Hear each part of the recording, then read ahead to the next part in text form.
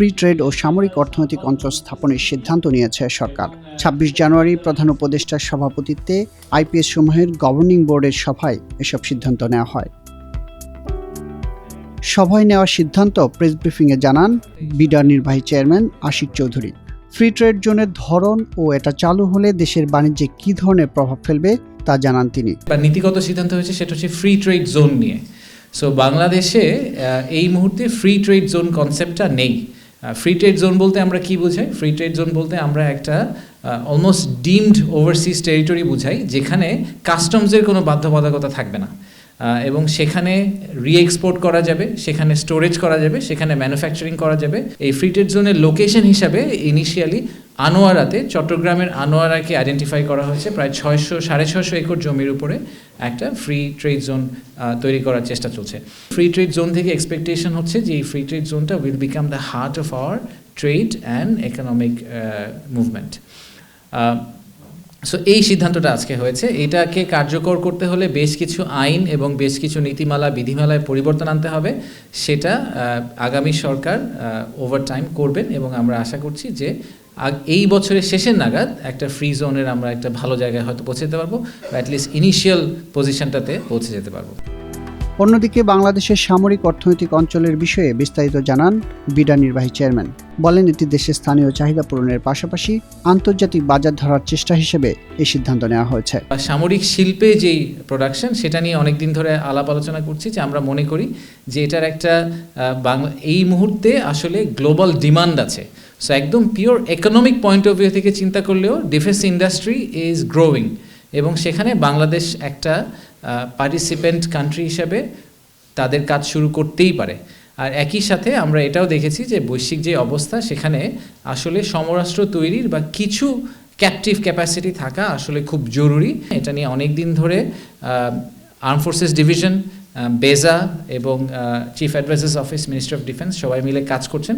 তো আমরা আজকে এই প্রপোজালটা বেজার গভর্নিং বোর্ডে নিয়ে গেছিলাম যে মিরসরাইতে আমরা প্রায় 850 একর জমিকে আজকে থেকে ইয়ারমার্ক করছি। নীতিগত সিদ্ধান্ত হয়েছে যে আমরা মাস্টার প্ল্যানে এটাকে ইনক্লুড করব। এছাড়াও বিদেশি বিনিয়োগ আনতে বিদেশি সহায়তা নেওয়ার কথাও জানান আশিক চৌধুরী। বলেন, যারা বিদেশি বিনিয়োগ আনবেন তাদেরকে কমিশন দেবে সরকার। প্রবাসী বাংলাদেশিরা যদি বাংলাদেশে এফডিআই নিয়ে আসতে পারেন, তাহলে তাদেরকে একটা রিকগনিশন হিসাবে, টোকেন অফ রিকগনিশন হিসাবে আমরা একটা কিকব্যাক দিতে চাই।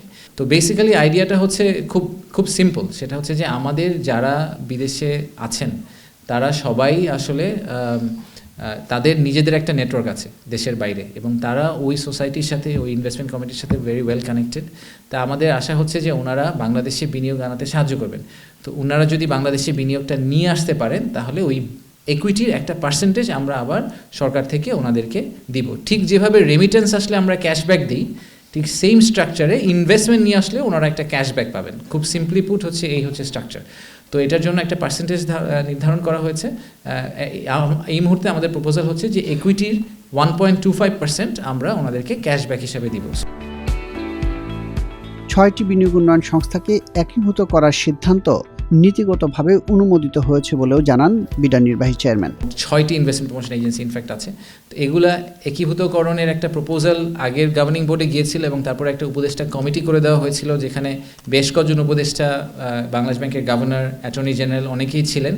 ওনারা সবাই মিলে একটা রেকমেন্ডেশন করেছেন যে নীতিগতভাবে আমরা একীভূতকরণকে র্যাটিফাই করলাম এবং সেটাই আমাদের এখন আপাতত ডিসিশন। আগামী সরকার এসে এটাকে ইমপ্লিমেন্ট করবে। একীভূতকরণটা কীভাবে হবে সেটার ব্যাপারেও একটা ইনিশিয়াল সিদ্ধান্ত হয়েছে যে একটা ইন্ডিপেন্ডেন্ট থার্ড পার্টি কনসালটেন্টকে দিয়ে আমরা আসলে নতুন অর্গানাইজেশনের ডিজাইনটা করব। এজেন্সিগুলোর আমি আবার একটু বলি, সেটা হচ্ছে BIDA, BEZA, BEPZA, hitech park authority, PPP authority এবং সাথে বিসিক।